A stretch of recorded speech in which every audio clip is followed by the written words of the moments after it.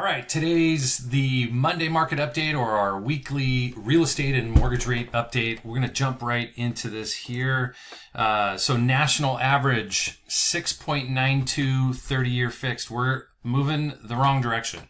FHA 30-year fixed 6.27. This is creeping up close to 7. I'm going to show you what happened. And this is all based on the kind of the big news of the day and over the weekend was trade talks. We've got China has agreed in principle to some things, and the stock market liked the results of that. So as we've talked before, there's a finite amount of money in the marketplace, and typically when there's an expectation that equities are going to do good, or the economy is going to do good, or there's exuberance in the economy, then money flows out of the safety of bonds and into stocks.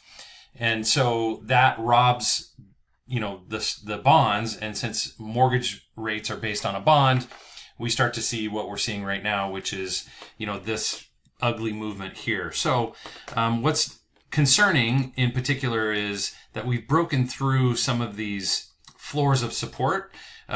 In weeks past, I've talked about some of these technical factors. So each of these lines, whether it's a Fibonacci level or a moving average, you've got these 200-day, 100-day, 50-day, so and so forth, moving averages that create either floors or ceilings.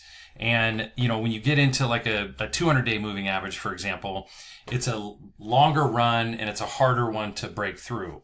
But what happened, in this period here is it was trying to break through this ceiling here, and it just couldn't do it. Even when it did briefly break through, it pulled back, and then it rested on this floor, and then it fell even further and broke through this floor, this floor, this floor. And then it was range bound here. We tried to sneak out of it, but then we got shot lower, and now we've blown through two more floors, and it could ride all the way down to here. This isn't good for mortgage rates. Tomorrow, the Consumer Price Index comes out. It's a inflationary report.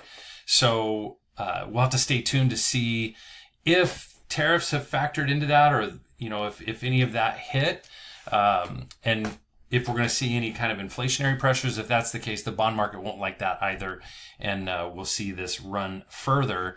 The last thing that I wanted to do was Fannie Mae just did a recent survey, and only 23% of respondents thought that it was a good idea to buy a home.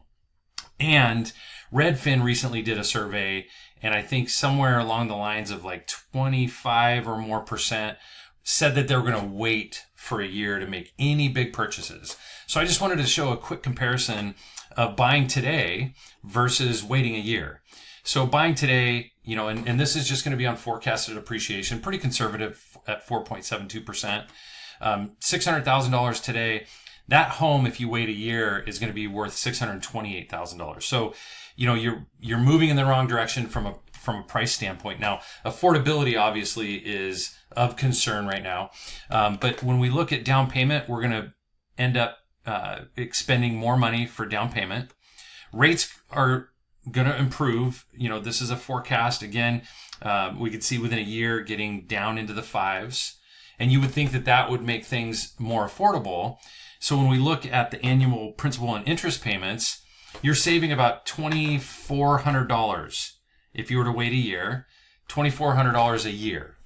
And unfortunately, you would eat all of that up by losing out on the $28,000 gain on appreciation, but also the total cash to close is going to go up, is going to be higher because the purchase of the price of the home is higher. So the difference here kind of eats up the savings here, because this is $2,900 difference.